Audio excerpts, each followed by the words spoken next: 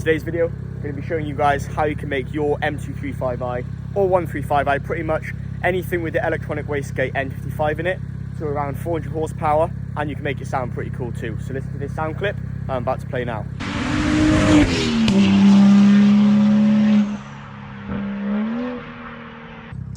Alright, so it is going dark, so I might record the rest of this video another day, but I'm going to be talking to you guys today about all the tuning stuff you're going to need to buy, as well as all the bolt-on modifications to run 400 horsepower or just a bit over reliably, and obviously maintenance tips. So stay tuned, it's going to be a good video.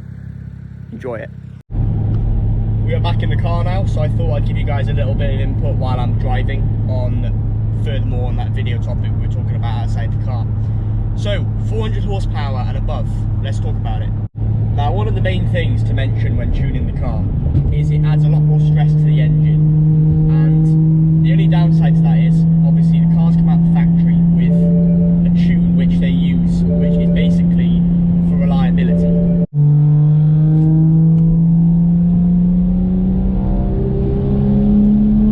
Yeah, so like I was saying, the engine tunes that come from the factory are obviously optimised for reliability and fuel economy and everything like that.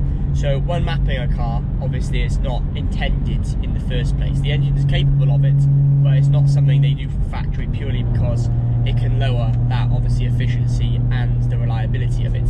So that's one thing to consider. However, many people do it, and in my opinion, running this stage 2 tune on my N55, I've had no issues. I mean, I keep on top of maintenance like that, so that's obviously helped a lot, but I haven't had any issues with anything on the car as of yet. So let's talk about some kind of baseline bolt-ons which you're going to need for the car, because there's a few things that this engine needs compared to other inline sixes that BMW sell that you definitely want to change before tuning it. So the first thing we're going to talk about is the charge pipe. Don't ask me why, but BMW thought it'd be a great idea to run a plastic pipe that goes from where the cold air comes out of the intercooler into the intake manifold. And obviously this gets put under a lot of pressure, and for some reason BMW thought it'd be a great idea to make it out of plastic, which becomes weak over age, etc., and everything like that. So what can happen is, even on stock cars, it can just blow on the seal and basically just explode. And there's a few negatives with this. Obviously plastic parts could potentially get sucked into the intake manifold, which is a really bad thing. So that's something to consider, and obviously that would be bad engine damage. And the other thing is, obviously you lose all boost and you lose all like kind of power to the car because there's no boosted air going into the actual engine itself. So bit of a design flaw there. However, there are a lot of remedies. There's a lot of aluminium ones made and metal ones which are way stronger, and you can basically beat on them all day, and they're not too expensive. So if you're going to get an N55, either make sure it's had that done, or you're going to have to do it yourself. It's not expensive, but even on a stock charge pipe on a stock car, it will eventually break. Now we'll talk about air again. We're going to talk about the intercooler a little bit. Now, I did notice when I saw my friend's B58 on his M140i, the stock intercooler is so much bigger compared to the stock intercooler on these N55s, in my case is M235i. I was shocked when I changed my intercooler how small the stock one was. It was really not adequate for, like, you know, a 3-litre inline 6 turbo engine, I didn't think. So what a lot of people do is they do change the intercooler. MHD do recommend this because obviously when you're running more fuel and running more air, all the temperatures are going to increase and you're going to want to cool that temperature down. So they do recommend you change the intercooler. However, in the UK, I will say a scenario from last year, I was running the stage 2 tune on the stock intercooler.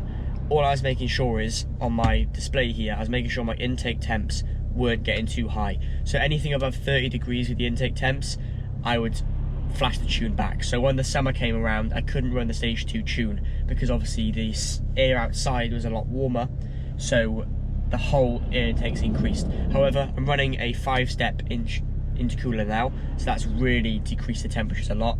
So that's something to consider. You don't have to run it. If you're going to stick for a stage 1 tune, you don't have to.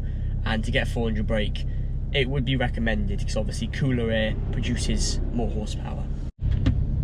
So, maintaining that 400 horsepower mark, we're going to talk a little bit about fuel. Now, in the UK, the best fuel that I found in the car, which seems to be the most stable and for the price, is the Tesco Momentum. So it's 99 octane, and I found that to be the most stable fuel that I can possibly run in the car. I've tried other brands, but I don't know, it just seems like it can vary too much. With the Tesco, it just always seems to be that same level point, which not much can go wrong with it. So if you're going to tune the car, well, in general, if you're running this car stock, I would definitely recommend you run it on the premium fuel. I don't know why you'd want to run it on the 95 octane, but if you're going to tune it, definitely pay the little bit extra for the premium fuel, because the car will like it more. It's healthier for the car. This E10 fuel that we've got in the UK is really bad stuff. It doesn't really do the cars any good. So if you're going to chase performance, definitely look at running a high octane fuel, and obviously you can map the car if you've got MHD, etc., with the current fuel that you're running, so that's really handy about it. And one of the best things I have for MHD with the multi-map that I use, and one thing that I think is amazing, because I have the 4 switchable map slots, and this is really handy because I have 3 different maps where I've got the full power, and I've also got map 4, which is down to 60% power, and it's also mapped for the E10 fuel or the 95 octane. So if for whatever reason I was on a long drive and I go to the local Tesco's and it's shut, or they don't have any momentum, and I have to fill up elsewhere, then I can switch it to the other map, and that way I can carry on driving the car and it won't cause any damage, because I'm not running the car on a higher octane map than what's actually in the fuel tank. So that's something really handy to do, and one thing that I love about MHD. I think these cars are quite happy to sit around 400 horsepower. I think it's a stable number in this car especially, where you can have a lot of fun with the car and you can still have great fuel economy and decent performance. Obviously, if you want to chase that top end performance, you're going to have to go down the line of like an M car or something. These N55s are great, and I don't know why everyone says they're so unreliable, because I think it's purely down to maintenance. However, they haven't really got the biggest option for creating a lot of power, and that mainly comes down because it does have 1 turbo, so that's something to consider. Obviously the S55 and the N54 are twin turbo, so that's always a good thing. But then obviously you have more costs, because if the turbos break, you have to buy another one, for example. But yeah, I think 400 horsepower is a really nice benchmark where, especially in the UK, you can have a lot of fun with the car. You don't really need anything more than that, and you can still keep the reliability.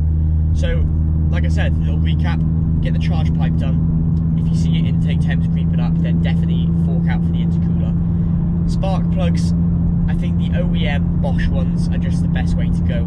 I've had a few issues with the NGK ones. They've been good, but I think the ones that the car comes from factory still work really well.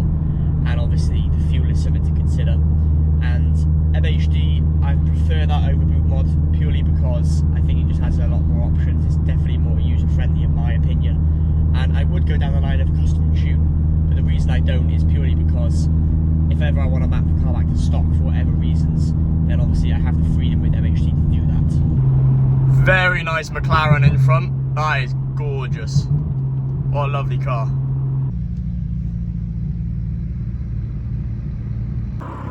Okay guys, so I hope you enjoyed the video. I tried to go in as much detail as I could with it, trying to tell you everything that I've done in my year of ownership.